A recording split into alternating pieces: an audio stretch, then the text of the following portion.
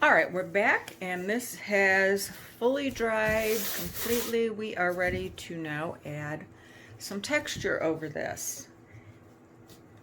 And what I'm going to use is I'm using an extra heavy gel semi-gloss.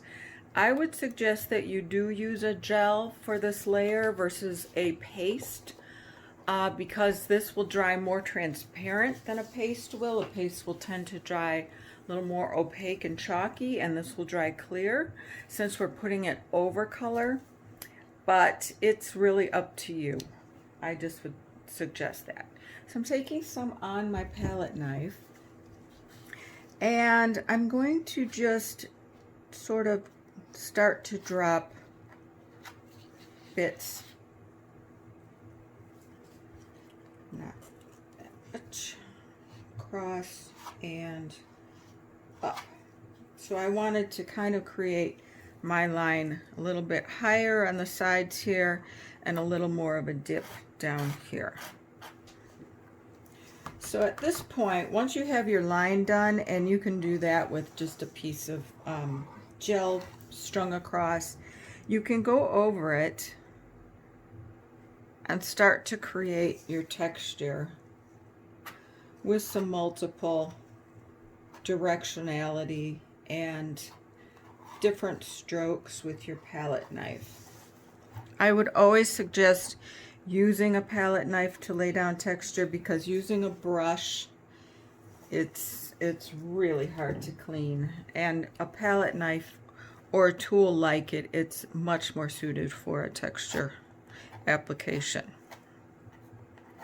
So as you come through here, now this looks white, but don't be alarmed, it's going to dry essentially clear.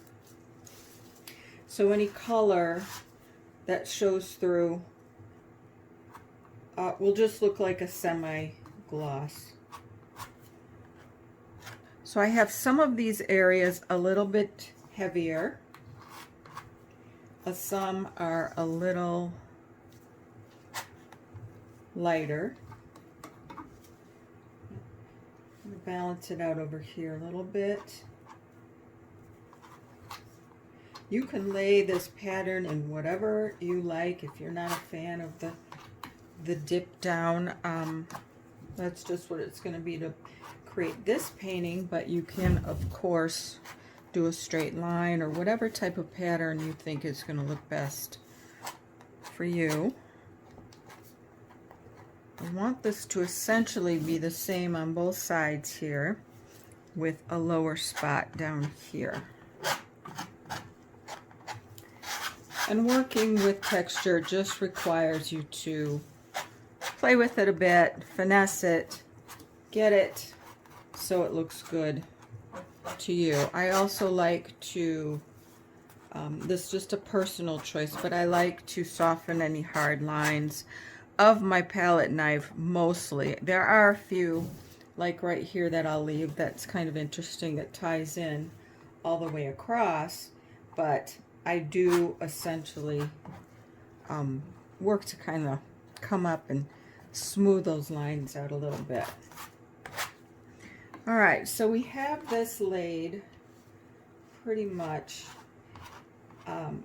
sideways. So now what I'm going to do is I'm going to take some, as you can see, and I'm using my palette knife in an up and down formation here, and I'm just going to bring that through on both sides, and then just a little bit here in the center.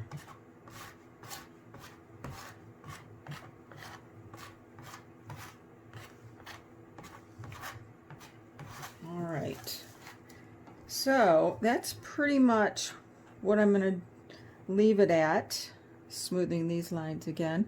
I'm going to let this dry really well, probably at least 48 hours. You could conceivably work on this in 24 hours, especially if you live in a dry climate and things tend to dry and cure quickly for you.